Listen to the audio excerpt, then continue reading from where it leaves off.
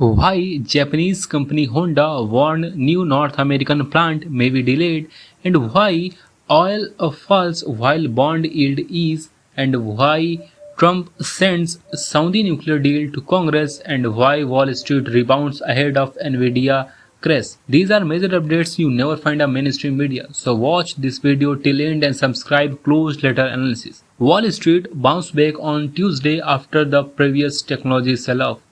Look at this article of screenshot on your screen. The Dow Jones rose 0.30% and S&P 500 gained 0.32%, and the Nasdaq jumped 0.33% and Nvidia gained about 2.2%.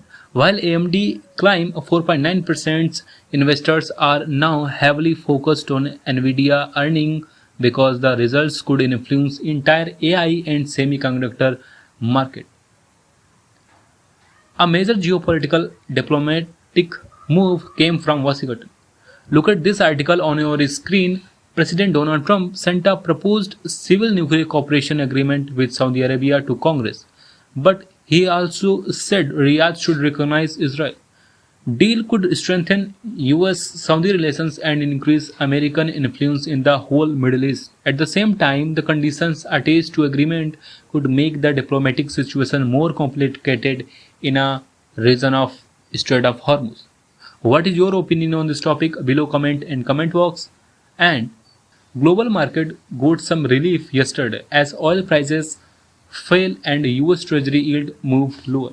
Look at this article on your screens. Investors were watching US sanctions against new Iran, Treasury bond buyback, and plan in upcoming inflation data.